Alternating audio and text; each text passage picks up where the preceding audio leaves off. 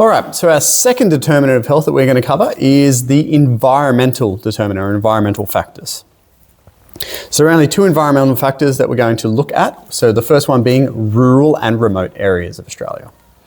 So rural and remote areas are geographic regions that are far from cities, usually away from the coastline, and they generally have smaller populations, okay? If you are living in a rural or remote area, you're going to have decreased access to health facilities. You're going to have decreased access to healthy food options and probably decreased access to leisure facilities such as gyms, swimming pool, etc. Okay?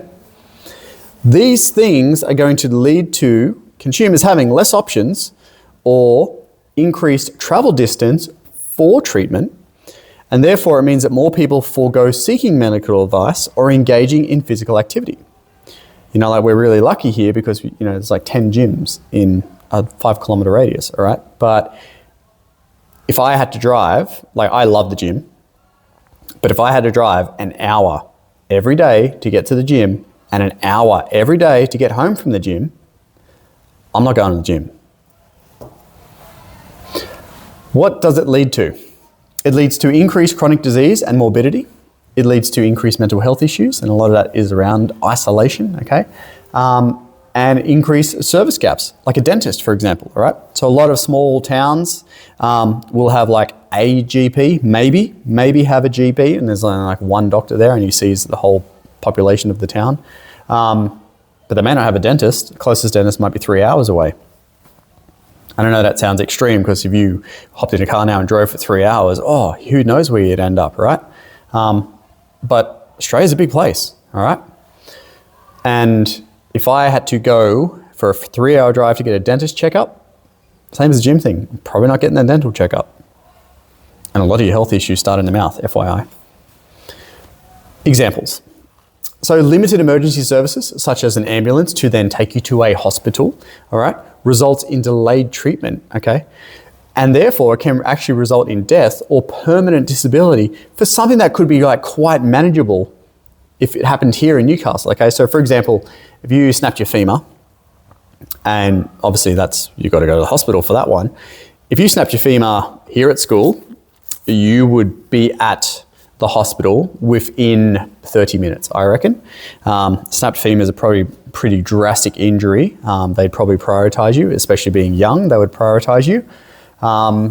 And they would get you to a hospital pretty quick smart, all right, to get that fixed. However, if you snapped your femur in the middle of Australia and it took 6 hours for treatment to reach you, that's bad, all right?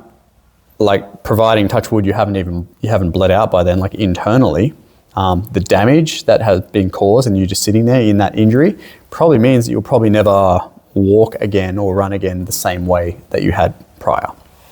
So that's really morbid, but anyway. Positive example, yay. Telehealth, okay? Telehealth is a great thing that came out of COVID. It started kicking around before COVID, but it really took off in COVID. So it connects individuals to services. It improves management of illness and chronic conditions. So if you have like asthma, for example, it's a chronic condition, you're gonna have it for a long time. Instead of you having to drive, 6-8 hours, or my time frame keeps getting bigger, notice that. Instead of you having to drive 3 hours to get like a regular checkup with a GP and to get your prescription medication refilled and whatever, you just do it over the phone or, video call or whatever. And you're able to manage that condition better. So telehealth is great. So that's rural and remote areas.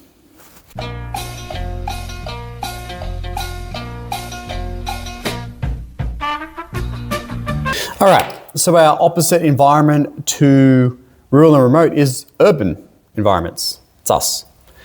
What is it? It's highly populated areas with significant infrastructure. And we're not just talking about health services, we're talking about all the services, okay? So urban environments have greater options for all facilities and services, all right? So think, doctors, hospitals, physio, chiro, Chinese medicine, acupuncture, dentist, did I say dentist?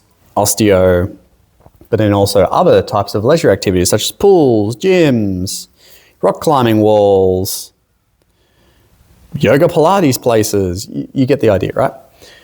But then because of lots of people living here, we end up with density and population issues, and especially related around pollution.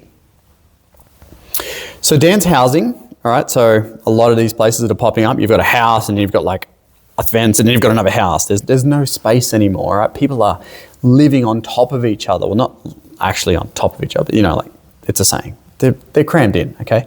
But because we're all crammed in, that can increase things like anxiety issues, and you're like, oh, you know, you can't walk out your front door without saying hi to that neighbor, and then you can't walk out the backyard without saying hi to that neighbor, and then you're walking past, like, you're walking down your hallway, and then your window's open, and your window faces their window, and you're like, oh, hey, person next door in their house, and anyway, anxiety, it's a thing.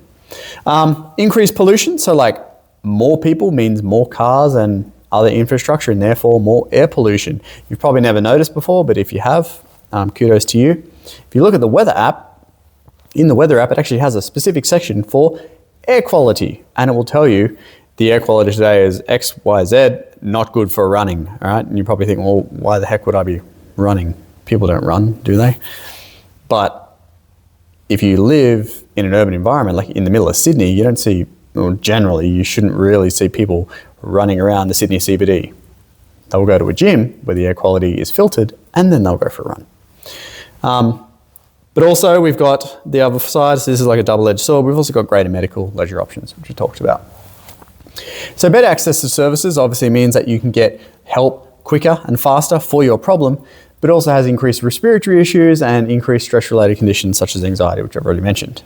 Examples: increased barks, bike lanes, you know, you've got the gym equipment on the foreshore, and just gyms in general encourage greater physical activity, which is really good, okay? You don't just have like the one option.